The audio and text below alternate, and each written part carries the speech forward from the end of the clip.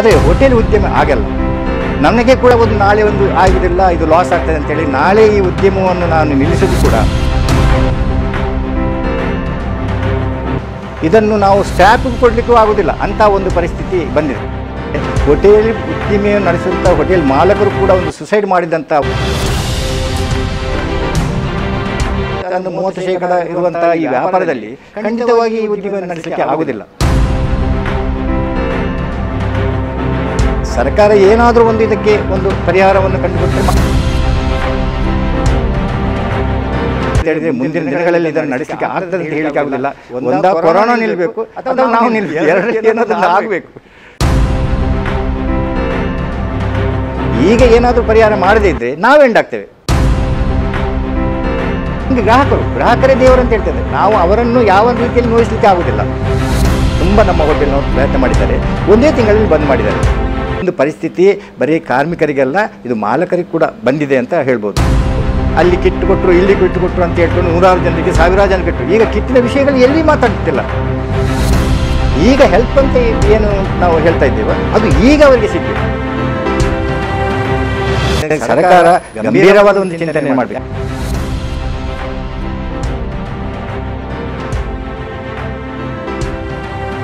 ವಿವಿಧ ಕ್ಷೇತ್ರದಲ್ಲಿ ಸಾಧನೆ ಮಾಡಿದ ಗಣ್ಯರು, ಪ್ರತಿಭೆಗಳ ಅನಾವರಣ, ಪ್ರಸ್ತುತ ವಿದ್ಯಮಾನದ ಸಮಸ್ಯೆ, ವಿಮರ್ಶೆ, ಭರವಸೆ ಇವೆಲ್ಲದರ ಪ್ರತಿಬಿಂಬವೇ ನ್ಯೂಸ್ ಟೈಮ್ ಅತಿಥಿ ವಿಶೇಷ ಕಾರ್ಯಕ್ರಮಕ್ಕೆ ಸ್ವಾಗತ.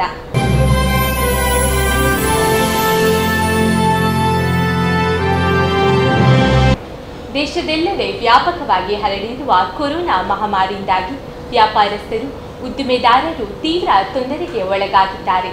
ಅದರಲ್ಲೂ ಹೋಟೆಲ್ ಉದ್ಯಮ ನೆಲಕಚ್ಚಿದೆ. ಹೋಟೆಲ್ ಉದ್ಯಮ ಯಾವೆಲ್ಲ ರೀತಿಯ ಸಂಕಷ್ಟ ಎದುರಿಸುತ್ತಿದೆ ಹಾಗೂ ಮುಂದೆ ಯಾವ ರೀತಿಯ ಪರಿಹಾರ ಕಂಡುಕೊಳ್ಳಬೇಕು ಎಂದು ಚರ್ಚಿಸಲು ಇಂದು ನಗರದ ಪ್ರಖ್ಯಾತ ಹೋಟೆಲ್ ಡಿಕ್ಕಿ ಡೇನ್ ಮಾಲೀಕರು ಹಾಗೂ ಹೋಟೆಲ್ ಅಸೋಸಿಯೇಷನ್ ಉಪಾಧ್ಯಕ್ಷರು ಆದ ಸ್ವರ್ಣಸುಂದರ್ ಅವರು ನಮ್ಮ ಜೊತೆ ಇದ್ದಾರೆ. ನ್ಯೂಸ್ ಟೈಮ್ ಅತಿಥಿ ವಿಶೇಷ ಕಾರ್ಯಕ್ರಮದ 8ನೇ ಸಂಚಿಕೆಗೆ ಅವರನ್ನು ಸ್ವಾಗತಿಸೋಣ. ಸರ್, ಕಾರ್ಯಕ್ರಮಕ್ಕೆ ಸ್ವಾಗತ. ಕೊರೋನಾ ವೈರಸ್ ಅನ್ನು ತಡೆಗಟ್ಟಲು ಸರ್ಕಾರ 2 ತಿಂಗಳ ಕಾಲ ಲಾಕ್ಡೌನ್ ಹೇರಿತ್ತು. ಅದಾದ ನಂತರ ಲಾಕ್ಡೌನ್ ಸಡಿಲಗೊಳಿಸಿ ಆರ್ಥಿಕ ಚಟುವಟಿಕೆಗಳಿಗೆ ಗ್ರೀನ್ ಸಿಗ್ನಲ್ ನೀಡಿದ್ದರೂ ಹೋಟೆಲ್ ಮೇಲಿನ ನಿರ್ಬಂಧ ಮುಂದುವರಿದಿತ್ತು. ಅದಾದ ನಂತರ ಸರ್ಕಾರ ಕೆಲವೊಂದು ಮಾರ್ಗಸೂಚಿಗಳನ್ನು ಬಿಡುಗಡೆಗೊಳಿಸಿತ್ತು. ಆ ಮಾರ್ಗಸೂಚಿಯಂತೆ ಹೋಟೆಲನ್ನು ನಡೆಸಲು ಆಗ್ತಾ ಇದೆಯಾ? ಈ ಕೊರೋನಾ ಬಂದಿಗೆ ಒಂದು 5-6 ತಿಂಗಳಿನಿಂದ ಎಲ್ಲ ಹೋಟೆಲ್ ಅಂತ ಹೇಳಲಿಕ್ಕೆ ಆಗೋದಿಲ್ಲ, ಎಲ್ಲ ಉದ್ದಿಮೆದಾರರು ಕೂಡ ತಮ್ಮ ವಾಯ್ಸನ್ನು ಕಳ್ಕೊಂಡಿದ್ದಾರೆ. ಮಾತಾಡಲಿಕ್ಕೆ ಆಗ್ತಾಯಿಲ್ಲ. ಯಾಕೆಂತೇಳಿ ಅಷ್ಟು ದೊಡ್ಡ ಒಂದು ಆಘಾತ ಬಿದ್ದಿದೆ, ಎಲ್ಲ ಉದ್ದಿಮೆ ಮೇಲೆ ಬಿದ್ದಿದೆ. ಆದರೆ ಕೂಡ ನಾವು ಮಾತಾಡೋದಾದರೆ ಹೋಟೆಲ್ ಉದ್ದಿಮೆ, ನನ್ನ ಒಂದು ವೃತ್ತಿ ಜೀವನದಲ್ಲಿ ಒಂದು 40-45 ವರ್ಷಗಳಲ್ಲಿ ನಾನು ಟ್ರೇಡ್ನ ಅನುಭವ ಆಗಿದೆ, ನನಗೆ ಕೈಗಾರಿಕೋದ್ಯಮದ ಅನುಭವ ಆಗಿದೆ. ಹಾಗೆ ಈಗ ಹೋಟೆಲ್ ಉದ್ಯಮದವನ್ನು ಮಾಡಿಸ್ತಾಯಿದ್ದೆ.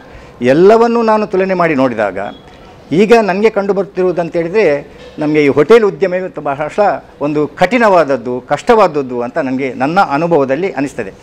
ಯಾಕೆಂದರೆ ಅದಕ್ಕೆ ಬಹಳ ಕಾರಣಗಳಿದೆ. ಒಂದು ಟ್ರೇಡನ್ನು ನಾಳೆ ಬೇಕಾದರೂ ಕೂಡ ನಾವು ನಿಲ್ಲಿಸ್ಬೋದು. ಅದರಲ್ಲಿರುವಂಥ ಸಾಮಾನುಗಳನ್ನು ಒಂದು ಸಲ ಔಟ್ರೇಟ್ನಲ್ಲಿ ಮಾರಿಬಿಟ್ರೆ ಆ ಒಂದು ವ್ಯಾಪಾರವನ್ನು ನಿಲ್ಲಿಸ್ಬೋದು. ಇಂಡಸ್ಟ್ರಿ ಇನ್ನೊಂದು ರೀತಿಯಲ್ಲಿ, ಬೇರೆ ರೀತಿಯಲ್ಲಿ ಅದಕ್ಕೆ ಸಮಸ್ಯೆಗಳಿದೆ. ಆದರೆ ಹೋಟೆಲ್ ಉದ್ಯಮ ಆಗಲ್ಲ. ನನಗೆ ಕೂಡ ಒಂದು ನಾಳೆ ಒಂದು ಆಗುವುದಿಲ್ಲ, ಇದು ಲಾಸ್ ಆಗ್ತದೆ ಅಂತೇಳಿ ನಾಳೆ ಈ ಉದ್ಯಮವನ್ನು ನಾನು ನಿಲ್ಲಿಸೋದು ಕೂಡ ನಾನು ಬಹಳಷ್ಟು ಒಂದು ಕಷ್ಟಕ್ಕೆ ಬೀಳ್ತೇನೆ. ಯಾಕೆಂತೇಳಿದರೆ ಇದರಲ್ಲಿ ಮಾಡಿಕೊಂಡಂಥ ಪರಿಕರಗಳು ಒಂದೇ ಸಲ ಇದನ್ನು ಚೇಂಜ್ ಮಾಡಲಿಕ್ಕೆ ಆಗೋದಿಲ್ಲ. ಇದನ್ನು ನಾವು ಸ್ಟಾಫ್ಗೆ ಕೊಡಲಿಕ್ಕೂ ಆಗೋದಿಲ್ಲ ಅಂಥ ಒಂದು ಪರಿಸ್ಥಿತಿ ಬಂದಿದೆ. ಯಾಕೆಂತೇಳಿದರೆ ಬೇರೆ ಒಂದು ಉದ್ಯಮವನ್ನು ತುಲನೆ ಮಾಡುವಾಗ ಅಂಥ ಕಷ್ಟದಲ್ಲಿ ಪ್ರತಿದಿನ ನಮ್ಮ ತಲೆಯಲ್ಲಿ ಅದೇ. ಯಾಕೆಂತೇಳಿದರೆ ಈ ನಷ್ಟ ಅನುಭವಿಸ್ತಿರುವಂಥ ಈ ಒಂದು ಉದ್ದಿಮೆಯಲ್ಲಿ ನಾವು ಹೇಗೆ ದಿನ ಕಳೆಯುವುದಂತ ಬಹಳ ಒಂದು ದುರ್ಘಟನೆ ವಿಷಯ ಅಂತೇಳಿದರೆ, ಹೋಟೆಲ್ ಉದ್ದಿಮೆಯನ್ನು ನಡೆಸುವಂಥ ಹೋಟೆಲ್ ಮಾಲಕರು ಕೂಡ ಒಂದು ಸುಸೈಡ್ ಮಾಡಿದಂಥ ಒಂದು ದುರ್ಘಟನೆ ನಮ್ಮ ಜಿಲ್ಲೆಯಲ್ಲಿ ನಡೆದಿದೆ. ಇದನ್ನೆಲ್ಲ ಎನಿಸುವಾಗ ಮುಂದೆ ಏನು ಅಂತ ನಾವು ಎಷ್ಟು ಕಷ್ಟದಲ್ಲಿರುವಂಥದ್ದು. ಈಗ ಬರೀ ಮಾಲೀಕರಿಗೆ ಮಾತ್ರ ಅಲ್ಲ, ಕಾರ್ಮಿಕರು ಕೂಡ ಇದರಲ್ಲಿ ಸಫರ್ ಆಗ್ತಾ ಇದ್ದಾರೆ. ಯಾಕೆಂತೇಳಿದರೆ ಭಾಳಷ್ಟು ನಮ್ಮ ಉತ್ತರ ಭಾರತದ ಕಾರ್ಮಿಕರು ಇಲ್ಲಿ ಕೆಲಸ ಮಾಡ್ತಾಯಿದ್ರು. ಈ ಲಾಕ್ಡೌನ್ ಆದಾಗ ಎಲ್ಲರೂ ಈ ಊರು ಬಿಟ್ಟು ಹೋಗಿದ್ದಾರೆ. ಈಗ ಮತ್ತೆ ಇಲ್ಲಿ ನಾವು ಪ್ರಾರಂಭ ಮಾಡಲಿಕ್ಕೆ ಈ ಲೇಬರ್ ಪ್ರಾಬ್ಲಮ್ ಕೂಡ ನಮಗೆ ಒಂದು ಅಡಚಣೆ ಇದೆ. ಆದರೂ ಕೂಡ ಒಂದು ಸಣ್ಣ ಮಟ್ಟಿನಲ್ಲಿ ಸ್ವಲ್ಪ ಲೇಬರ್ಗಳನ್ನು ಇಟ್ಟು ನಾವು ಈ ಒಂದು ಉದ್ದಿಮೆಯನ್ನು ಚಲಾಯಿಸುವುದಂತ ಹೇಳಿದರೆ ಕೂಡ ವ್ಯಾಪಾರದ ಸಮಸ್ಯೆ ಇದೆ. ಯಾಕೆಂತೇಳಿದರೆ ಮುಂದೆ ನಾವು ಏನು ವ್ಯಾಪಾರ ಮಾಡ್ತಾಯಿದ್ದೇವೋ ಅದರ ಒಂದು 30% ವ್ಯಾಪಾರ ಕೂಡ ಈಗ ಮಾಡಲಿಕ್ಕೆ ಆಗ್ತಾಯಿಲ್ಲ. ಆದ್ದರಿಂದಾಗಿ ನಮ್ಮ ಖರ್ಚು ವೆಚ್ಚಗಳನ್ನು ನಾವು ಏನೊಂದು ಲೆಕ್ಕ ಹಾಕಿರ್ತೇವೋ ಅದು ಅಷ್ಟೇ ಹೋಗ್ತಾ ಉಂಟು. ಬರೀ ಒಂದು ನಮ್ಮಲ್ಲಿ ಒಂದು ಲೇಬರ್ ಸ್ವಲ್ಪ ಕಡಿಮೆ ಇರ್ಬೋದು, ಉಳಿದ ಎಲ್ಲ ಖರ್ಚುಗಳು ಅಷ್ಟೇ ಇದೆ. ಈ ಖರ್ಚಿನಲ್ಲಿ ಇವು 30% ಅಂದರೆ 30% ಇರುವಂಥ ಈ ವ್ಯಾಪಾರದಲ್ಲಿ ಖಂಡಿತವಾಗಿ ಈ ಉದ್ಯಮ ನಡೆಸಲಿಕ್ಕೆ ಆಗೋದಿಲ್ಲ. ಆದ್ದರಿಂದಾಗಿ ನಮಗೆ ಈ ಮುಂದಿನ ದಿನಗಳಲ್ಲಿ ಸರ್ಕಾರ ಏನಾದರೂ ಒಂದು ಇದಕ್ಕೆ ಒಂದು ಪರಿಹಾರವನ್ನು ಕಂಡುಕೊಟ್ಟರೆ ಮಾತ್ರ ನಾವು ಮಾಡ್ಬೋದು.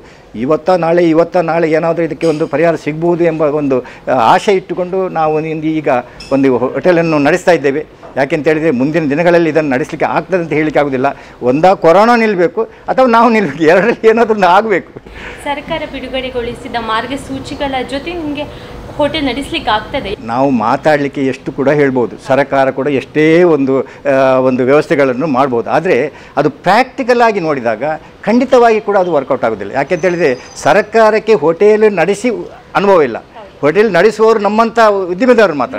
ಇದರ ಒಳಗೆ ಏನಿದೆ, ಇದರ ಒಳಗೆ ಏನು ಕಷ್ಟ ಇದೆ ಎಂಬುದನ್ನು ಹೇಳಿಕೊಳ್ಳಿಕ್ಕೆ ನಮಗೂ ಕಷ್ಟ ಆಗ್ತದೆ. ಯಾಕೆಂತೇಳಿದರೆ ಯಾವ ರೀತಿಯಲ್ಲಿ ಇದರ ವಿವರವನ್ನು ಕೊಡೋದು, ಸರ್ಕಾರಕ್ಕೆ ಹೇಗೆ ಇದನ್ನು ಮುಟ್ಟಿಸುವುದಂತ. ಸರ್ಕಾರ ಕೂಡ ಇದರಲ್ಲಿ ಒಂದು ಸ್ವಲ್ಪ, ಯಾಕೆಂತೇಳಿದರೆ ಸರ್ಕಾರಿ ನೌಕರರು ಏನಷ್ಟು ಸಫರ್ ಆಗಲಿಲ್ಲ ನಮ್ಮ ಒಂದು ಪ್ರಕಾರ. ಅವರಿಗೆ ಅದರಷ್ಟೇ ಒಂದು ಸ್ಯಾಲರಿ ಸಿಗ್ತದೆ.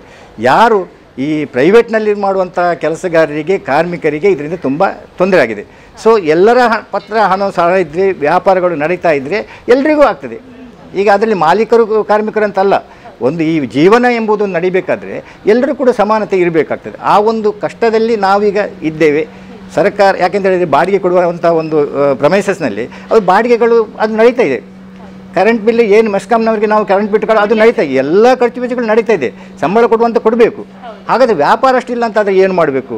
ಆಗ ಸರ್ಕಾರ ಇದಕ್ಕೆ ಯೋಚಿಸಿ ಮಾಡಬೇಕು. ಯಾಕೆಂತೇಳಿದರೆ ಒಂದು ಟ್ಯಾಕ್ಸ್ನಲ್ಲಿ ಏನಾದರೂ ಬೆನಿಫಿಟ್ ಸಿಗುವ ಹಾಗೆಯೋ ಅಥವಾ ಇನ್ನು ಮೆಸ್ಕಾಮ್ನಲ್ಲಿ ಏನಾದರೂ ಒಂದು ಕಡಿಮೆ ಮಾಡುವಂಥ ಒಂದು ಈ ಬಗ್ಗೆ ಒಂದು ಸರ್ಕಾರ ಚಿಂತನೆಯನ್ನು ಮಾಡಿದರೆ ಖಂಡಿತವಾಗಿ ಕೂಡ ನಾವು ಏನೋ ಒಂದು ಇದರಲ್ಲಿ ನಮಗೊಂದು ಕೂಡ ಉತ್ಸಾಹ ಬರ್ತದೆ.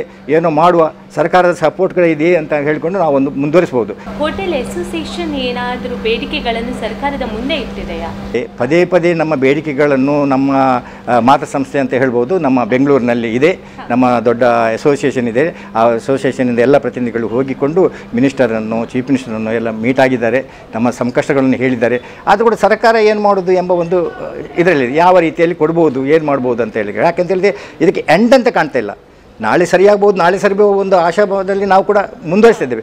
ಇದಕ್ಕೆ ಎಂಡ್ ಅಂತ ಕಾಣೋದಿಲ್ಲ. ಈಗ ಏನಾದರೂ ಪರಿಹಾರ ಮಾಡದೇ ಇದ್ದರೆ ನಾವು ಎಂಡ್ ಆಗ್ತೇವೆ. ಏನಾದರೂ ಮಾಡಬೇಕು. ಅದಕ್ಕೆ ಬೇಕಾಗಿ ನಮ್ಮದೊಂದು ಕೂಡ ಪ್ರಯತ್ನ ನಡೀತಾ ಇದೆ. ಬೆಂಗಳೂರಿನಲ್ಲಿ ನಮ್ಮ ಅಸೋಸಿಯೇಷನ್ ಅವರು ಈ ಒಂದು ಕೆಲಸವನ್ನು ಮಾಡ್ತಾ ಇದ್ದಾರೆ. ಯಾವೆಲ್ಲ ಬೇಡಿಕೆಗಳನ್ನು ಮುಂದೆ ಇಟ್ಟಿದ್ದೀರಾ? ಬೇಡಿಕೆಗಿಲ್ಲ, ನಾನೀಗ ಮೊದಲೇ ಹೇಳಿದಾಗೆ ಈಗ ಸರ್ಕಾರ ಮಾಡ್ಬೋದ್ರೆ ಏನು ಮಾಡ್ಬೋದು, ಸರ್ಕಾರದಿಂದ ಸಿಗುವಂಥ ಸವಲತ್ತುಗಳಲ್ಲಿ ಏನಾದರೂ ಮಾಡ್ಬೋದು ಅಂತ. ಸರ್ಕಾರ GST ಅದೇ ಟ್ಯಾಕ್ಸನ್ನು, ಸೊ ಅದರಲ್ಲಿ ಏನು ಬೆನಿಫಿಟ್ ಆದರೂ ಕೊಡ್ಬೋದು. ಅಥವಾ ಇನ್ನೊಂದು ಮೆಸ್ಕಾಮ್ನಲ್ಲಿ ಅದು ಕೂಡ ಸರ್ಕಾರದ ಸೌಮ್ಯ. ಆದ್ದರಿಂದಾಗಿ ಇಂಥ ಸರ್ಕಾರದಿಂದ ಸಿಗುವಂಥ ಸವಲತ್ತುಗಳಲ್ಲಿ ಏನಾದರೂ ನಮಗೆ ಒಂದು ಕನ್ಸೆಷನ್ ಮಾಡಿಕೊಂಡ್ರೆ ನಾವು ಅದರಿಂದ ಏನಾದರೂ, ಈಗ ನಮಗೆ ಇರುವಂಥ ಈಗ ಕಷ್ಟ ಎಂಥದ್ದು, ಈಗ ನಮಗೆ ರೆಂಟ್ ಇದೆ. ರೆಂಟಿನಲ್ಲಿರುವಂಥ ತುಂಬ ಹೋಟೆಲ್ಗಳಿದೆ. ಸೊ ರೆಂಟನ್ನು ಈಗ ಮೊದಲು ನಾವು ಏನು ರೆಂಟ್ ಕೊಡ್ತಾ ಇದ್ದೋ ಅಷ್ಟು ರೆಂಟ್ ಈಗ ಕೊಡಲಿಕ್ಕೆ ಕಷ್ಟ ಆಗ್ತಾಯಿದೆ. ಮುಂದಿನ ದಿನಗಳಲ್ಲಿ ಅದು ಪ್ರೈವೇಟ್ ಆಗಿರ್ತದೆ. ಅವರನ್ನು ಕೇಳಲಿಕ್ಕೆ ಹೋದರೆ ಅವ್ರು ಹೇಳ್ತಾರೆ, ನೋಡಿ ನಮ್ಮ ಜೀವನ ನಡೆಯುವುದೇ ಇದರಲ್ಲಿ ಸಿಗುವಂಥ ರೆಂಟಿನಿಂದಾಗಿ, ನಾವು ನಿಮಗೆ ರಿಬೇಟ್ ಮಾಡಿದರೆ ನಾವು ಬದುಕುವುದು ಬೇಡ ಅಂತ ಹೇಳ್ಬೋದು. ಸೊ ಇಂಥ ಪರಿಸ್ಥಿತಿಗಳು ಉದ್ಭವ ಆಗಿದೆ. ಅದರಿಂದಾಗಿ ಯಾರನ್ನು ಯಾವುದಕ್ಕೆ ಬೇಡಿಕೆ ಇಡುವುದು, ಯಾರ ಮೇಲೆ ಕೇಳುವುದು ಅಂತ ತಿಳ್ಕೊಂಡು ನಮಗೆ ಕೂಡ ಒಂದು ರೀತಿಯ ಗೊಂದಲ ಆಗಿದೆ. ಅತ್ಯಂತ ಸರ್ಕಾರ ಇದಕ್ಕೆ ಚಿಂತನೆಯನ್ನು ಮಾಡಬೇಕಾಗಿದೆ. ಹೋಟೆಲಿಗೆ ಬರುವ ಜನರು ಇರ್ಬೋದು, ಅವರು ಸರ್ಕಾರದ ಮಾರ್ಗಸೂಚಿಯನ್ನು ಪಾಲಿಸ್ತಾ ಇದ್ದಾರಾ?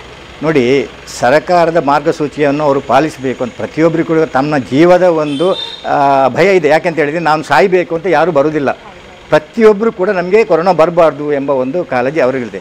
ನಾವು ಏನು ಮಾಡಬೇಕಂತ ಹೇಳಿದರೆ ಅದಕ್ಕೆ ಕಾರ್ಯಸೂಚಿ ಅವರು ಏನು ಮಾಡಿದ್ದಾರೆ, ಸ್ಯಾನಿಟೈಸರ್ ಯೂಸ್ ಮಾಡೋದಾ ಅಥವಾ ಸೋಷಿಯಲ್ ಡಿಸ್ಟೆನ್ಸ್ಮೆಂಟ್ ಮಾಡೋದಾ, ಸರ್ಕಾರ ಅದನ್ನು ಬಿಟ್ಟು ಏನು ಹೇಳಲಿಕ್ಕೆ ಏನು ಸರ್ಕಾರದ ಒಂದು ಇದರಲ್ಲಿ ಅದನ್ನು ನಾವು ಪಾಲಿಸಬೇಕಾಗ್ತದೆ. ಈ ಸೋಷಿಯಲ್ ಡಿಸ್ಟೆನ್ಸ್ಗಳನ್ನು ನಾವು ಮಾಡಲಿಕ್ಕೆ ಹೋದಾಗ ಒಬ್ಬರು ಬರ್ತಾರೆ, 4-5 ಜನ ಬರ್ತಾರೆ, ನಾವು ಮನೆಯಲ್ಲಿ ಒಟ್ಟಿರೋದು, ಕಾರ್ನಲ್ಲಿ ಒಟ್ಟಿಗೆ ಬಂದದ್ದು, ಇಲ್ಲಿ ಕೂಡ ನಾವು ಒಟ್ಟಿಗೆ ಕೂತ್ಕೊಳ್ತೇವೆ ಅಂತ ಹೇಳ್ತಾರೆ. ಸೊ ಅವರನ್ನು ನಾವು ಬೇರ್ಪಡಿಸಲಿಕ್ಕೆ ಆಗ್ತಾನಿಲ್ಲ. ಯಾಕೆಂತೇಳಿದರೆ ಅವರ ಏಕೆ ಏನಂತೇಳಿದರೆ, ನೋಡಿ ನಾವು ಮನೆಯಲ್ಲಿ ಒಟ್ಟಿಗೆ ಹೀಗೆ ಇರ್ತೇವೆ, ಕಾರ್ನಲ್ಲಿ ಬರುವಾಗ ಕೂಡ ಇದೇ ರೀತಿಯಾಗಿ ಒಟ್ಟಿಗೆ ಬಂದಿದ್ದೇವೆ, ಇಲ್ಲಿ ನೀವು ನಮ್ಮನ್ನು ಬೇರ್ಪಡಿಸೋದು ಬೇಡ, ನಮಗೆ ಒಂದು ವ್ಯವಸ್ಥೆಯನ್ನು ಮಾಡಿಕೊಡಿ ಅಂತ ಹೇಳುವಾಗ ನಾವು ಅವರು ನಮಗೆ ಗ್ರಾಹಕರೇ ದೇವರು ಅಂತ ಹೇಳ್ತಿದ್ದಾರೆ. ನಾವು ಅವರನ್ನು ಯಾವ ರೀತಿಯಲ್ಲಿ ನೋಯಿಸಲಿಕ್ಕೆ ಆಗೋದಿಲ್ಲ. ಸೊ ಇಂಥ ಸಮಸ್ಯೆಗಳು ನಮಗೆ ಇದೆ. ಆದರೂ ಕೂಡ ನಾವು ಸೋಷಿಯಲ್ ಡಿಸ್ಟೆನ್ಸ್ ಎಂಬುದನ್ನು ನಾವು ಹೇಗೆ ಪಾಲಿಸಬೇಕು, ನಮ್ಮ ವರ್ಕರ್ಸ್ ಹೇಗೆ ಮೇಂಟೈನ್ ಮಾಡಬೇಕು, ಯಾವ ರೀತಿಯಲ್ಲಿ ಅವರನ್ನು ಅಪ್ರೋಚ್ ಆಗಬೇಕು, ಯಾವ ರೀತಿಯಲ್ಲಿ ಅವರ ಡಿಸ್ಟೆನ್ಸನ್ನು ಮಾಡಬೇಕು ಎಂಬುದನ್ನು ನಾವೆಲ್ಲ ಮಾಡಬೇಕಾಗ್ತದೆ. ಅದು ಎಲ್ಲ ಹೋಟೆಲ್ನವರೀಗ ಪಾಲಿಸ್ತಾ ಬರ್ತಾ ಇದ್ದಾರೆ. ಯಾಕೆಂತೇಳಿದರೆ ಎಲ್ರಿಗೂ ವ್ಯಾಪಾರ ಬೇಕು, ಅದನ್ನು ಗ್ರಾಹಕರು ಕೂಡ ಗಮನಿಸ್ತಾರೆ. ನಮ್ಮ ವ್ಯಾಪಾರ ನಮ್ಮ ಕೆಲಸದವರು ಹೇಗಿದ್ದಾರೆ, ಏನು ಕೆಲಸ ಮಾಡ್ತಾ ಇದ್ದಾರೆ, ಯಾವ ರೀತಿಯಲ್ಲಿ ನೋಡ್ಕೊಳ್ತಿದ್ದಾರೆ, ಯಾವ ಮಾಸ್ಕ್ ಹಾಕಿದ್ದಾರಾ ಇಲ್ವಾ, ಏನು ಎಲ್ಲವನ್ನು ಅವರು ನೋಡ್ಕೊಳ್ತಾರೆ. ಸೊ ಆ ರೀತಿಯಾಗಿ ಅವರಿಗೆ ಅವರ ಒಂದು ಸರ್ವಿಸ್, ಅವರಿಗೆ ಬೇಕಾದ ರೀತಿಯಲ್ಲಿ ಸರ್ವಿಸ್ ಕೊಡೋದು ಅದು ನಮ್ಮ ಕರ್ತವ್ಯ, ಅದನ್ನು ನಾವು ಮಾಡ್ತೇವೆ. ಕೋವಿಡ್-19 ಬಳಿಕ ಜನರು ಹೋಟೆಲಿಗೆ ಬರುವುದು ಕಮ್ಮಿಯಾಗಿದೆಯಾ? ನಮಗೆ ಈಗ ಹೋಟೆಲ್ಗೆ ಬರುವಂಥದ್ದು ಕಡಿಮೆ ಆಗಿದೆ. ನಮ್ಮ ವ್ಯಾಪಾರ ಮೊದಲಿರುವಂಥ ವ್ಯಾಪಾರದಲ್ಲಿ ಈಗ 30% ವ್ಯಾಪಾರ ಆಗಿದೆ ಅಂತ ನಾವು ಬಂದಿದೆ ಅಂತ ಹೇಳ್ಬೋದು. ಸೊ ಈಗ 70% ವ್ಯಾಪಾರ ಕಡಿಮೆ ಆದ ಕೂಡಲೇ ಈ ಹೋಟೆಲ್ಗಳನ್ನು ನಡೆಸಲಿಕ್ಕೆ ಸಾಧ್ಯ ಇದೆಯಾ? ಹಾಗೆ ಕೆಲವೆಲ್ಲ ಪ್ರಯತ್ನಗಳನ್ನು ಮಾಡಿದ್ದಾರೆ. ತುಂಬ ನಮ್ಮ ಹೋಟೆಲ್ನವರು ಪ್ರಯತ್ನ ಮಾಡಿದ್ದಾರೆ. ಒಂದೇ ತಿಂಗಳಲ್ಲಿ ಬಂದ್ ಮಾಡಿದ್ದಾರೆ. ಯಾಕೆಂದರೆ ಒಂದು ಹೋಟೆಲ್ನಲ್ಲಿ ಒಂದು ಉದಾಹರಣೆ ಹೇಳ್ತೇನೆ. ಒಂದು ಹೋಟೆಲ್ನಲ್ಲಿ ಒಂದು 30-35 ಜನ ಇದ್ದಾರೆ. ಸೊ ಅಲ್ಲಿ ಒಂದು 20-25 ಸಾವಿರ ರೂಪಾಯಿ ದಿನಕ್ಕೆ ಅಲ್ಲಿ ಅವರಿಗೆ ಕೊಡಲಿಕ್ಕೆ ಅಂತ ಸಂಬಳ ಅಂತ ನಾವು ತೆಗೆದಿಡಬೇಕು. ಸೊ ಇಲ್ಲಿ ವ್ಯಾಪಾರ 20 ಸಾವಿರ ರೂಪಾಯಿ ಆದರೆ 25 ಸಾವಿರ ರೂಪಾಯಿ ಅವರಿಗೆ ಕೊಡಲಿಕ್ಕೆ ನಾವು ಎಲ್ಲಿಂದ ತಂದು ಇಡೋದು? ಅದರ ನಂತರ ಬಾಡಿಗೆ ಬೇರೆ ಇದೆ, ಕರೆಂಟ್ ಬಿಲ್ ಬೇರೆ ಇದೆ, ಎಲ್ಲವೂ ಬೇರೆ ಇದೆ, ಎಲ್ಲ ಖರ್ಚುಗಳು ಬೇರೆ ಇದೆ. ನಾನು ಒಂದು ಉದಾಹರಣೆ ಯಾಕೆ ಕೊಟ್ಟೆ ಅಂತ ಹೇಳಿದರೆ, ಅಂಥ ಸಂದರ್ಭದಲ್ಲಿ 25 ಸಾವಿರ ರೂಪಾಯಿ ನಾವು ತೆಗೆದಿಡಬೇಕಾದಂಥ ಒಂದು ಸಂಬಳ, ಕಾರ್ಮಿಕರಿಗೆ ಕೊಡುವಂಥ ಸಂಬಳದಲ್ಲಿ 20 ಸಾವಿರ ರೂಪಾಯಿ ಯಾವ ಹೋಟೆಲ್ ರನ್ ಮಾಡಲಿಕ್ಕಾಗ್ತದೆ? ನಾಳೆ ಸರಿ ಹೋಗೋದು, ನಾಳೆ ಸರಿ ಹೋಗೋದು, ಎಷ್ಟು ಸಮಯ ನಾವು ಅದನ್ನು ಲಾಸ್ ಮಾಡಲಿಕ್ಕಾಗ್ತದೆ? ಸೊ ಇಂಥ ಪರಿಸ್ಥಿತಿಯಿಂದಾಗಿ ಬಹಳಷ್ಟು ಹೋಟೆಲ್ಗಳು ಬಂದಾಯಿತು. ಮತ್ತು ಯಾವ ಹೋಟೆಲ್ಗಳನ್ನು ತೆರೆದಿದ್ದಾರೋ ಅದು ನಮಗೆ ಇದು ಪೊರಿಸೋದಿಲ್ಲ, ಇನ್ನು ಮಾಡಲಿಕ್ಕೆ ಆಗೋದಿಲ್ಲ ಎಂಬ ಒಂದು ಕಷ್ಟದಲ್ಲಿ ಈ ಹೋಟೆಲ್ಗಳು ಮುಚ್ಚಬೇಕಾಗಿದೆ. ಅಂದಾಜು ಎಷ್ಟು ಮಂಗಳೂರು ನಗರದಲ್ಲಿ ಹೋಟೆಲ್ಗಳು ಬಂದಾಗಿದೆ? ನೋಡಿ, ಈಗ ನನ್ನ ಒಂದು ಲೆಕ್ಕ ಪ್ರಕಾರ ಒಂದು 20ರಿಂದ 25 ಹೋಟೆಲ್ಗಳು ಬಂದಾಗಿದೆ. ಈಗ ನಾಳೆ ಓಪನ್ ಮಾಡುವಂಥ ಬಹಳ ಒಂದು ಆಸೆಯಲ್ಲಿ ಇದ್ದಾರೆ. ಆಸೆಯಲ್ಲಿ ಇದ್ದವರು ಕೂಡ ಓಪನ್ ಮಾಡಿದ್ದಾರೆ. ಓಪನ್ ಮಾಡಿದಾಗ ಈಗ ಹೇಳ್ತಾ ಇದ್ದಾರೆ, ಇಲ್ಲ ಇದು ಪೊರಿಸೋದಿಲ್ಲ, ನಾಳೆಯ ನಾಡ್ದು ನಾವು ಬಂದೇ ಮಾಡಬೇಕಾಗ್ತದೆ, ಇನ್ನು ಇದಕ್ಕೆ ನಮಗೆ ಬೇರೆ ದಾರಿ ಇಲ್ಲ ಅಂತ ಈಗಾಗಲೇ ಭಾಳಷ್ಟು ಹೋಟೆಲ್ನವರು ಅದನ್ನು ಹೇಳ್ತಾ ಇದ್ದಾರೆ. ಸೊ ಅದು ಮುಂದಿನ 2-3 ದಿವಸದಲ್ಲಿ ಬಂದು ಕೂಡ ಆಗ್ಬೋದು ಅಂತ ಒಂದು ನಿರೀಕ್ಷೆ ನಾವಿದೆ. ಅಂಥದ್ದು ಆ ಸಂದರ್ಭದಲ್ಲಿ ಯಾರು ಹೆಲ್ಪ್ ಮಾಡುವುದಂತ, ಇದು ನಮ್ಮಲ್ಲಿರುವಂಥ ಒಂದು ಸಮಸ್ಯೆ. ಯಾಕೆಂದರೆ ಬಂದ್ ಆಗಬಾರ್ದು, ಅವ್ರದ್ದು ಕೂಡ ಹೋಟೆಲ್ ನಡಿಬೇಕು, ಅಲ್ಲಿರುವ ಕಾರ್ಮಿಕರು ಕೂಡ ಅವರೊಂದು ಕೆಲಸವನ್ನು ಕಳ್ಕೊಳ್ಬಾರ್ದು. ಈ ಒಂದು ದೃಷ್ಟಿಕೋನದಲ್ಲಿ ನಾವು ಕೆಲಸ ಮಾಡ್ತಾ ಇದ್ದೇವೆ. ಆದರೂ ಕೂಡ ನಮಗೆ ಅದು ನಮ್ಮ ಕೆಲಸ ಏನು ನಮ್ಮ ಶ್ರಮ ಉಂಟು ಅದು ಫಲಿಸ್ತಾ ಇಲ್ಲ. ಒಂದು ಹೋಟೆಲನ್ನು ಇಡುವಾಗ ಜನರಿಗೆ ಯಾವ ರೀತಿಯಲ್ಲಿ ಕೂಡ ಅದು ಭಾರ ಆಗಬಾರ್ದು, ಜನರಿಗೆ ಕೂಡ ಅದರಿಂದ ಏನೋ ಒಂದು ಗೊಂದಲ ಆಗಬಾರ್ದು, ಏನು ಇಷ್ಟು ರೇಟ್ ಕೊಟ್ಟು ನಾವು ತಿನ್ನೋದಂತ ಅಂಥ ಭಾವನೆ ಬರಬಾರ್ದು. ತಿನ್ನದವ್ರಿಗೆ ಮನಸ್ಸಿಗೆ ಹಿಡಿಯೋದಿಲ್ಲ, ದೇಹಕ್ಕೆ ಹಿಡಿದಿಲ್ಲ ಅಂತ ಹಾಗೆ ಬರಬಾರ್ದು ಮನಸ್ಸಿಗೆ. ಆ ಥ್ರೆಶಲ್ಲಿ ಮಾಡ್ತಾರೆ. ಆದರೆ ಈ ಅಗ್ರಿಗೇಟರ್ಸ್ ಕೂಡ ಅವ್ರದ್ದು ಕೂಡ ಸ್ವಲ್ಪ ಜವಾಬ್ದಾರಿ ಇದೆ. ಇಂಥ ಟೈಮ್ನಲ್ಲಿ ಅವರು ಕೂಡ ಈ ಕಮಿಷನ್ ಎಂಬುದನ್ನು ಜಾಸ್ತಿ ಮಾಡದೆ, ಹೋಟೆಲ್ನವ್ರು ಜಾಸ್ತಿ ಮಾಡದೆ ಹೆಚ್ಚಿನ ಒಂದು ಗ್ರಾಹಕರಿಗೆ ಅದು ಕಡಿಮೆ ದರದಲ್ಲಿ ಸಿಗುವಾಗೆ ಮಾಡಬೇಕಾದ್ರೆ ಅವರು ಕೂಡ ಅವರದ್ದು ಪಾಲಿದೆ. ಯಾಕೆಂತೇಳಿದರೆ ಲಾಭ ಮಾಡುವ ಟೈಮ್ನಲ್ಲಿ ಮಾಡ್ತಾರೆ.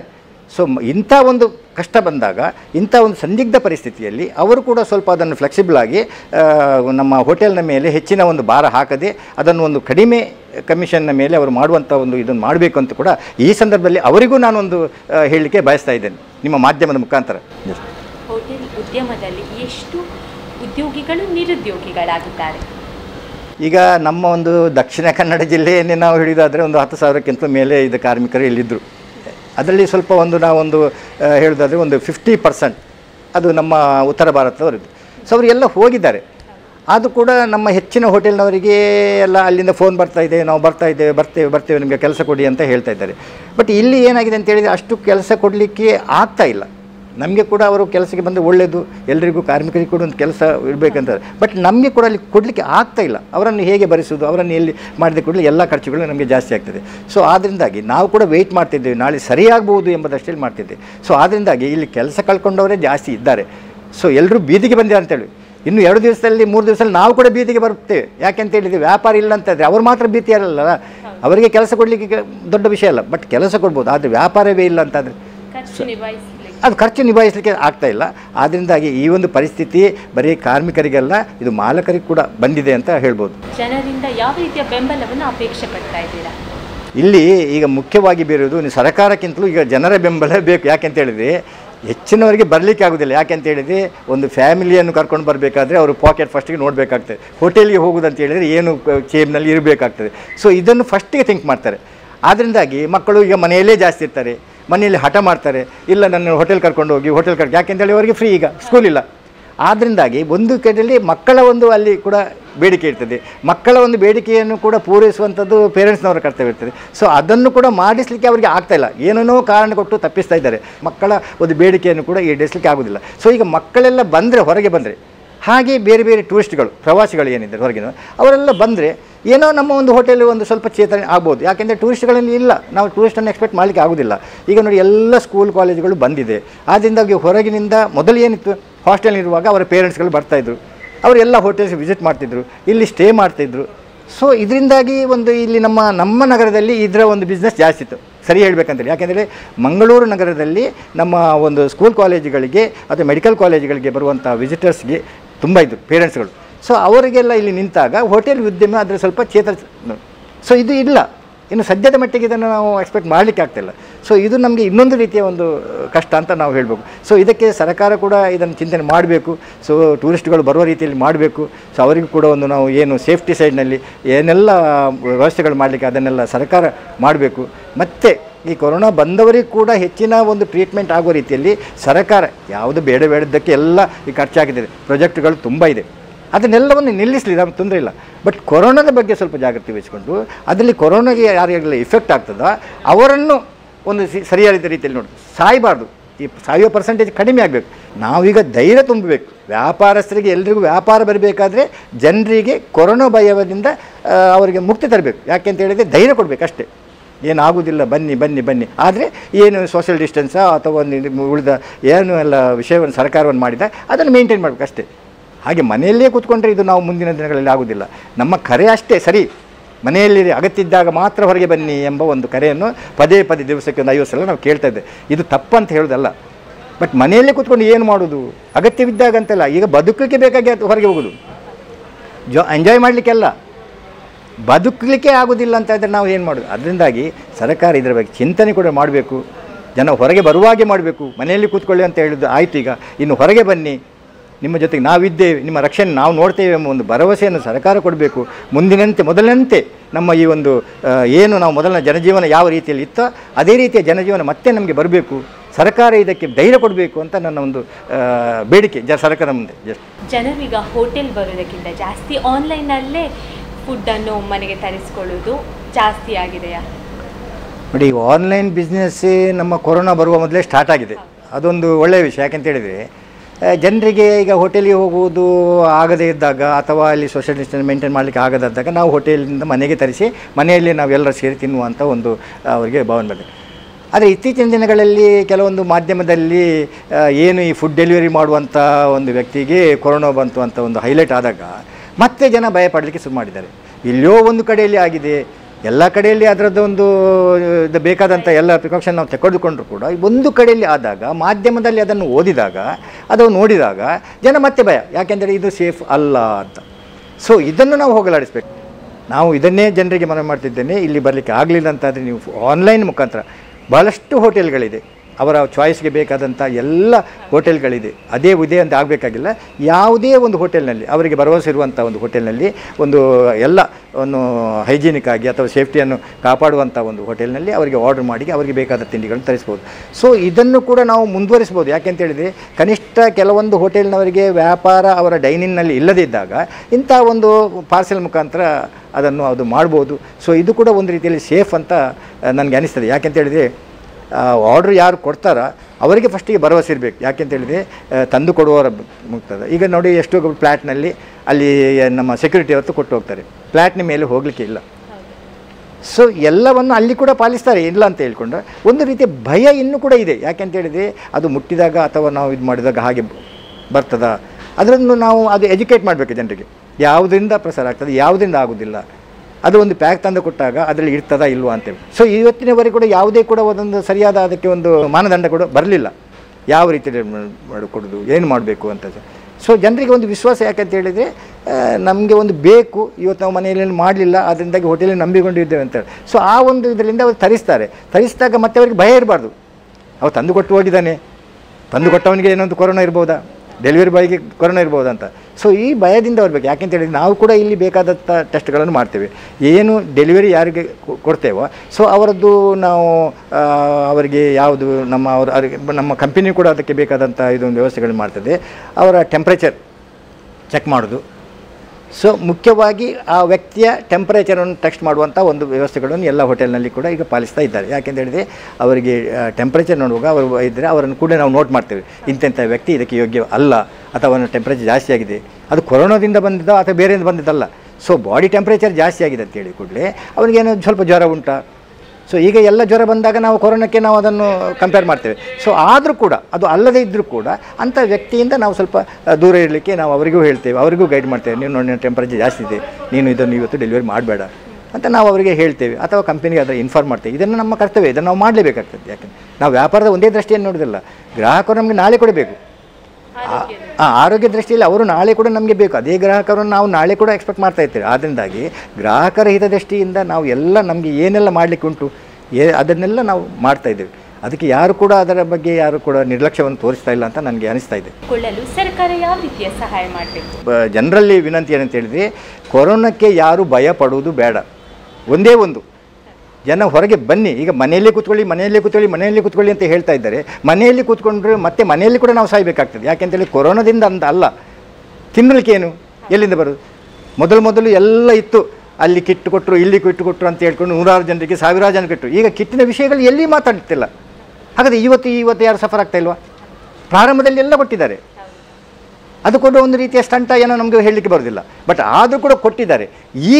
ಈಗ ಕೂಡ ಕೆಲಸ ಇಲ್ಲ. ಈಗ ನಮ್ಮ ಹೋಟೆಲ್ ಕಾರ್ಮಿಕರಿಗೆ ಕೆಲಸ ಇಲ್ಲ. ಈಗ ಅವರನ್ನು ಸಾಕೋದು ಯಾರು?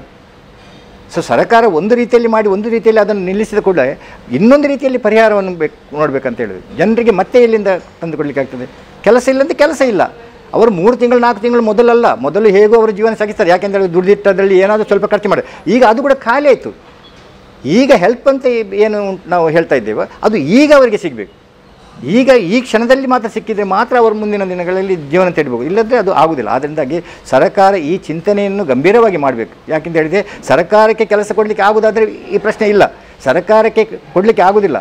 ಸರ್ಕಾರ ಮಾಡುವಂಥ ಕೆಲಸವನ್ನು ನಾವು ಏನೋ 100-200 ಜನರಿಗೆ ಕೆಲಸವನ್ನು ಕೊಡ್ತಾ ಇದ್ದೇವೆ. ಆದ್ದರಿಂದಾಗಿ ನಮ್ಮ ಕಡೆಗೆ ಸ್ವಲ್ಪ ಜಾಸ್ತಿ ಚಿತ್ತವನ್ನು ಅವರು ಗಮನಿಸಿ ನಮ್ಮ ಬೇಡಿಕೆ ಏನು ಅಂತ ಮಾಡಿದರೆ ಈ ಒಂದು ಜೀವನ ಮುಂದಿನ ಹಾಗೆ ಆಗ್ಬೋದು ಅಂತ ನನ್ನ ಒಂದು ಅನಿಸಿಕೆ. ಯಾವುದಾದ್ರೂ ಬೇಡಿಕೆಯನ್ನು ಪೂರೈಸಿದೆಯಾ? ಒಂದು ಹೋಟೆಲ್ಗೆ ಸಂಬಂಧಪಟ್ಟದ್ದು ಯಾವ ಬೇಡಿಕೆಯನ್ನು ಕೂಡ ಪೂರೈಸಲಿಲ್ಲ. ಸೊ ಅದಕ್ಕೆ ಅವರು ಏನು ಚಿಂತನೆ ಮಾಡ್ತಾರೆ, ಹೀಗೆ ಪೋಸ್ಟ್ಪೋನ್ ಆಗ್ತಾ ಹೋದರೆ ಅದು ಮತ್ತೆ ಕಷ್ಟ. ಯಾಕೆಂತ ಹೇಳಿದರೆ ನಾವು ಎಲ್ಲ ಬಿದ್ದ ಮೇಲೆ ಮತ್ತು ಅವರ ಆಯಿತು ನಾವು ಹೀಗೆ ಬರ್ತೇವೆ ಅಂತ ಹೇಳಿದರೆ ನಾವೇ ಇಲ್ಲಿ ಭೂಮಿಯ ಮೇಲೆ ಇದ್ದರೆ ಮಾತ್ರ ಅಲ್ವಾ, ಮತ್ತು ಯಾರಿಗೆ ಹೆಲ್ಪ್ ಮಾಡೋದು? ಆದ್ದರಿಂದ ಸರ್ಕಾರ ಗಂಭೀರವಾದ ಒಂದು ಚಿಂತನೆ ಮಾಡಬೇಕು. ಯಾಕೆಂತ ಹೇಳಿದರೆ ನಾವು ಕೂಡ ಈಗ ನಮ್ಮ ಬ್ರೀದಿಂಗ್ ಏನುಂಟು, ಕೊರೋನಾದಿಂದ ಆಗುವಂಥದ್ದು ದೊಡ್ಡ ಸಮಸ್ಯೆ ಅಂತೇಳಿ ಬ್ರೀದಿಂಗ್ ಅಂತೆ. ಆ ಬ್ರೀದಿಂಗ್ಗೆ ನಮಗೆ ಒಂದು ಇಲ್ಲಿ ಅವಕಾಶ ಇರಬೇಕು. ಯಾಕೆಂತ ಹೇಳಿದರೆ ನಾವು ಸ್ವಲ್ಪ ಆದರೂ ಶ್ವಾಸ ತೆಗಿಬೇಕು. ಸ್ವಲ್ಪ ತೆಗೆಯುವಾಗ ಕೂಡ ಎಲ್ಲ ನಿಂತ ಮೇಲೆ ಪ್ರಯೋಜನ ಇಲ್ಲ.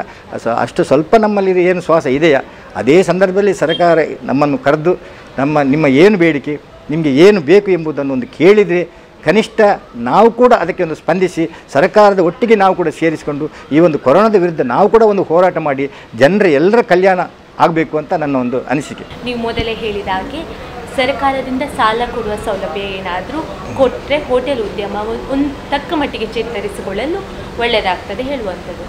ಸರ್ಕಾರದಿಂದ ಏನಾದರೂ ಪಾಸಿಟಿವ್ ರೆಸ್ಪಾನ್ಸ್ ಬಂದಿದೆ? ಇಲ್ಲಿಯ ಈಗಿನ ಸ್ಥಿತಿಗತಿಯನ್ನು ನೋಡಿದಾಗ ಹೆಚ್ಚು ನಮ್ಮ ಒಂದು ಲೈಫ್ ಮುಂದೆ ಹೋಗೋದಿಲ್ವಾ ಅಂತ ಒಂದು ಭಯ, ದಿನೋ ಇದೇ ಭಯ. ಸೊ ನಮಗೆ ಏನಾದರೂ ಒಂದು ಚೇತರಿಕೆ ಆಗಬೇಕಾದ್ರೆ ಒಂದು ಬಡ್ಡಿ ರಹಿತವಾದಂಥ ಒಂದು ಸಾಲ ಸಿಗಬೇಕು. ಅದಕ್ಕೆ ಕೂಡ ಬಡ್ಡಿ ಇದ್ದರೆ ಅದನ್ನು ಮಾಡಲಿಕ್ಕೆ ಆಗಲಿಕ್ಕಿಲ್ಲ. ಯಾಕೆಂತ ಹೇಳಿದರೆ ಎಲ್ಲಿಂದ ವ್ಯಾಪಾರವೇ ಇಲ್ಲ ಅಂತೇಳಿ. ಸೊ ಬಡ್ಡಿ ರಹಿತವಾದ ಒಂದು ದೀರ್ಘಾವಧಿಯ ಒಂದು ಸಾಲವನ್ನು ಸರ್ಕಾರ ಕೊಟ್ಟರೆ ಅದನ್ನೊಂದು ಅನೌನ್ಸ್ ಮಾಡಿದರೆ ಖಂಡಿತವಾಗಿ ಕೆಲವೊಂದು ಉದ್ದಿಮೆ ಚೇತರಿಸಿಕೊಳ್ಬೋದು ಅಂತ ನನಗೆ ಅನಿಸ್ತದೆ. ಆದ್ದರಿಂದಾಗಿ ಸರ್ಕಾರ ಇದರ ಬಗ್ಗೆ ಗಂಭೀರವಾದಂಥ ಆಲೋಚನೆ ಮಾಡಬೇಕು. ಒಂದು ಸರ್ವೆ ಮಾಡಲಿ, ಯಾರ್ಯಾರಿಗೆ ಏನೆಲ್ಲ ಸಮಸ್ಯೆ ಇದೆ ಎಂದು ಸರ್ಕಾರದ ಒಂದು ಸರ್ವೆ ಮಾಡಿಕೊಂಡು ಅಂಥ ಒಂದು ಕಷ್ಟದಲ್ಲಿರುವಂಥ ಒಂದು ಉದ್ಯಮಗಳು ಹುಡುಕಿ ಅವರನ್ನೊಂದು ಸಾಲವನ್ನು ಕೊಟ್ಟು, ಅದು ಸಾಲ ಕೊಡುವಾಗ ನಾನು ಈಗಲೂ ಹೇಳ್ತಾ ಇದ್ದೆ, ಆ ಬಡ್ಡಿ ಇರುವಂಥ ಸಾಲದಲ್ಲಿ ಯಾರಿಗೂ ಮೇಲೆ ಬೀಳಲಿಕ್ಕೆ ಆಗೋದು. ಸೊ ಬಡ್ಡಿ ರಹಿತ ಅದರನ್ನು ಏನಿದ್ದು ಕೂಡ ಬಡ್ಡಿಯನ್ನು ಸರ್ಕಾರವೇ ಇದು ಮಾಡಬೇಕು. ಸೊ ಅದರ ಬಗ್ಗೆ ಒಂದು ಸರ್ಟನ್ 1 ವರ್ಷವ ಅಥವಾ ಒಂದು 2 ವರ್ಷವ ಬಡ್ಡಿ ರಹಿತವಾದ ಒಂದು ಕೊಟ್ಟು ಅವರನ್ನು ಒಂದು ಮೇಲೆ ತರುವಂಥ ಒಂದು ಪ್ರಯತ್ನವನ್ನು ಮಾಡಬೇಕು ಅಂತ ಹೇಳೋದು. ಮಾಡಬಹುದು ಹೇಳುವ ನಂಬಿಕೆ ಇದೆಯಾ? ಸರ್ಕಾರದದ್ದು ಬೇರೆ ಚಿಂತನೆಗಳಿದೆ. ನಾವು ನಮ್ಮ ಒಂದು ಪ್ರತಿನಿಧಿ ಆರಿಸಿದ್ದೇವೆ ಇಲ್ಲಿ. ಸೊ ಅವರಿಗೂ ಕೂಡ ಒಂದು ಕರ್ತವ್ಯ ಅಂತ ಇದೆ. ನನ್ನ ಒಂದು ಏರಿಯಾದಲ್ಲಿರುವಂಥ ಒಂದು ಜನರಿಗೆ ಕಷ್ಟ ಆದಾಗ ಅದನ್ನು ಸರ್ಕಾರಕ್ಕೆ ತಲುಪಿಸುವಂಥ ಕೆಲಸವನ್ನು ಅವರು ಮಾಡಬೇಕಾಗ್ತದೆ. ನಾವೇನೀಗ ಬೀದಿಗೆ ಹೋಗಿ ಹೋರಾಟ ಮಾಡುವಂಥದ್ದು ಪರಿಸ್ಥಿತಿ ಅಲ್ಲ ಇದು. ಆದ್ದರಿಂದಾಗಿ ನಮ್ಮ ಬೇಡಿಕೆಗಳು ಏನಿದೆಯೋ ಅದನ್ನು ಸರ್ಕಾರಕ್ಕೆ ತಲುಪಿಸಲಿಕ್ಕೆ ನಮ್ಮ ಪ್ರತಿನಿಧಿಗಳು ಯಾರಿದ್ದಾರೋ ಅವರ ಜೊತೆಗೆ ನಾವು ಮಾತಾಡಿಕೊಂಡು ನಮ್ಮ ಇಂಥ ಬೇಡಿಕೆಗಿದೆ, ನೀವು ಅಲ್ಲಿ ಹೋಗಿ ಇದನ್ನು ಒಂದು ಮಾಡಿ ತರಬೇಕು, ಇದನ್ನು ನಮ್ಮ ಬೇಡಿಕೆಯನ್ನು ಏರಿಸಬೇಕು ಅಂತ ಹೇಳಿಕೊಂಡು ನಾವು ಅವರ ಮೇಲೆ ಒತ್ತಡ ಹಾಕಬೇಕು. ನಮಗೆ ಸರ್ಕಾರ ಅಂತ ಹೇಳಿಕೊಂಡು ನಮಗೆಲ್ಲ ಅಲ್ಲಿ ಹೋಗಲಿಕ್ಕೆ ಆಗೋದಿಲ್ಲ. ಸೊ ಅದು ಹೋಗುವಂಥ ಪರಿಸ್ಥಿತಿ ಕೂಡ ಈಗ ಇಲ್ಲ. ಆದ್ದರಿಂದಾಗಿ ಈ ಪರಿಸ್ಥಿತಿಯಲ್ಲಿ ನಾನು ಈಗಲೂ ಈ ಮಾಧ್ಯಮದ ಮುಖಾಂತರ ಹೇಳಬಯಸ್ತೇನೆ ಅಂತ ಹೇಳಿದರೆ, ನಮ್ಮ ಪ್ರತಿನಿಧಿಗಳು ದಯವಿಟ್ಟು ಇಂತಹ ಬಗ್ಗೆ ಒಂದು ಸ್ವಲ್ಪ ಗಂಭೀರವಾದ ಒಂದು ಚಿಂತನೆಯನ್ನು ಮಾಡಿ ನಮ್ಮ ಏನು ಬೇಡಿಕೆ ಇದೆ ಅದು ಸರ್ಕಾರಕ್ಕೆ ತಲುಪುವ ರೀತಿಯಲ್ಲಿ ಒಂದು ಪ್ರಯತ್ನ ಮಾಡಲಿ. ಯಾಕೆಂದರೆ ನಾವು ಆರಿಸಿ ಕಳಿಸಿದಂಥವರು ಪ್ರತಿನಿಧಿಗಳು, ಆದ್ದರಿಂದಾಗಿ ಅವರಿಗೊಂದು ಜವಾಬ್ದಾರಿ ಇದೆ ನಮ್ಮ ದೃಷ್ಟಿಯಲ್ಲಿ, ಯಾಕೆಂದರೆ ನಮ್ಮ ಹಿತದೃಷ್ಟಿ ಅನ್ನು ಅವರು ಇಟ್ಟುಕೊಂಡು ಇದನ್ನು ಅವರಿಗೆ ತಲುಪಿಸಬೇಕು ಅಂತ ನನ್ನೊಂದು ಅನಿಸಿಕೆ. ಹೋಟೆಲ್ ಉದ್ಯಮ ಯಾವ ರೀತಿಯ ಸಂಕಷ್ಟವನ್ನು ಎದುರಿಸುತ್ತಿದೆ ಎಂದು ಸಂಪೂರ್ಣ ಮಾಹಿತಿ ನೀಡಿದ ಸರ್ ನಿಮಗೆ ಧನ್ಯವಾದಗಳು. ಮತ್ತೊಂದು ಹೊಸ ವಿಷಯದೊಂದಿಗೆ ನ್ಯೂಸ್ ಟೈಮ್ ಅತಿಥಿ ವಿಶೇಷ ಕಾರ್ಯಕ್ರಮ. ನಮಸ್ಕಾರ.